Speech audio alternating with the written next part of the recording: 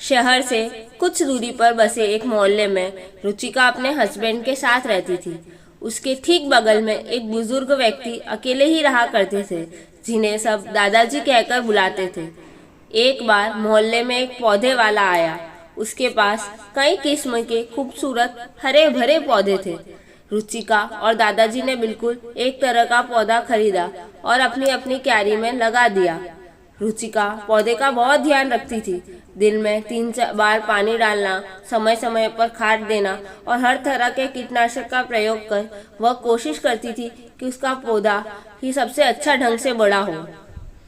दूसरी तरफ दादाजी भी अपने पौधे का ख्याल रख रहे थे, पर रुचिका की तुलना में वे थोड़े बेपरवाह थे। दिन में बस 1 या 2 बार पानी डालते, खाद डालने और कीटनाशक के प्रयोग में भी वे ढीले थे। समय बीता, दोनों पौधे बड़े हुए। रुचिका का पौधा हरा भरा और बेहद खूबसूरत था। दूसरी तरफ दादाजी का पौधा अभी भी अपने सर्वश्रेष्ठ रूप में नहीं आ पाया था। यह देखकर रुचिका मन ही मन पौधों के विषय में अपनी जानकारी और देखभाल करने की लगन को लेकर गर्व महसूस कर रही थी।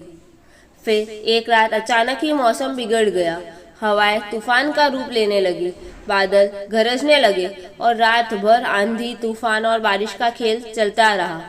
सुबह जब मौसम शांत हुआ तो रुचिका और दादाजी लगभग एक साथ ही अपने अपने पौधों के पास पहुंचे। पर ये क्या!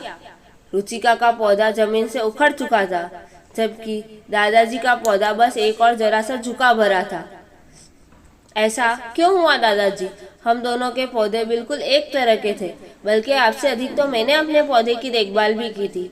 फिर आपका पौधा प्रकृति की चोट को कैसे झेल गया, जबकि मेरा पौधा धराशायी हो गया? रुचिका ने घबराहट और दुख भरे शब्दों में प्रश्न किया।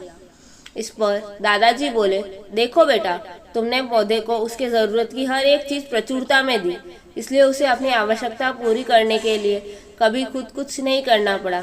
न उसे पानी तलाशने के लिए अपनी जड़ें जमीन के भीतर तक गाड़नी पड़ी, न कीट पतंगों से बचने के लिए अपनी प्रतिरोधक क्षमता पैदा करनी पड़ी।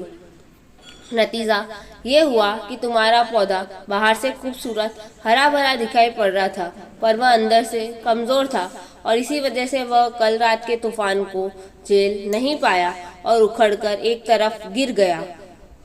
जबकि मैंने पौधे की बस इतनी देखभाल की कि वह जीवित रहे, इसलिए मेरे पौधे ने खुद को जिंदा रखने के लिए अपनी जड़ें गहरी जमा ली और अपनी प्रतिरोधक क्षमता को भी विकसित कर लिया और आसानी से प्रकृति के इस बहार को झेल लिया। रुचिका अब अपनी गलती समझ चुकी थी, पर अब वह पछताने के सिवा और कुछ नहीं कर सकती थी। शिक्षा। आजकल परिवार छोटे होने लगे हैं। अधिकतर जोड़े 2 या सिर्फ एक ही बच्चा कर रहे हैं। ऐसे में माता पिता बच्चों का रख रखाव करने में इतना कर दे रहे हैं कि बच्चों को खुद करने और संघर्ष करने का मौका ही नहीं मिल रहा। वे भावनात्मक और शारीरिक मजबूत बनने की जगह कमज़ोर बन रहे हैं। Thank you. अगर आपको मेरी कहानी पसंद आई हो तो उसे लाइक और शेयर करें और कहानी के बारे में अपनी राय कमेंट करके ज़रूर बताएं।